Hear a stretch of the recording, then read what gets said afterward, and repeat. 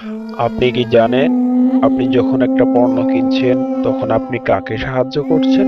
কার পকেটে যাচ্ছে আপনার কষ্টার্জিত টাকা? হয়তো আপনি জানেন না, কিন্তু সেই টাকাই হয়তো ব্যবহার হচ্ছে কোনো শিশুর হত্যার জন্য, কোনো মায়ের বুক খালি করার জন্য।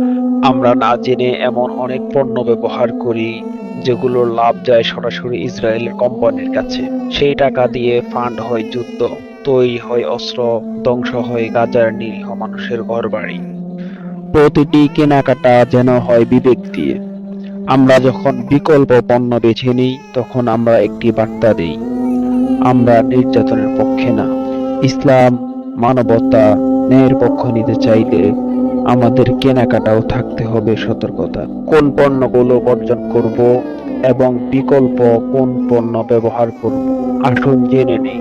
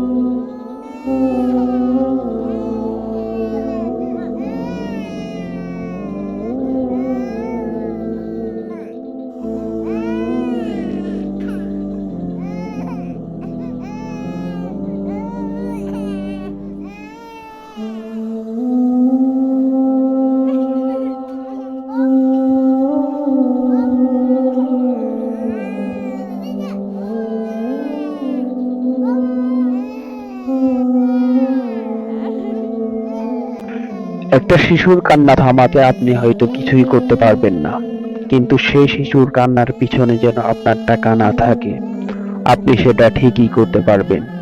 আসুন আমরা সবাই মিলে মানবতার পথ বেছে নিই। আজ থেকেই আমরা প্রতিজ্ঞা করি, আর কখনো ইসরায়েলি পণ্য ব্যবহার করব না। ভিডিওটি ভালো লাগলে লাইক করুন, শেয়ার করুন, আর আপনার মতামত কমেন্টে জানান। আর আমাদের চ্যানেলে নতুন হলে সাবস্ক্রাইব করতে ভুলবেন না। দেখা হবে পরের কোনো ভিডিওতে। ভালো থাকবেন। আল্লাহ হাফেজ।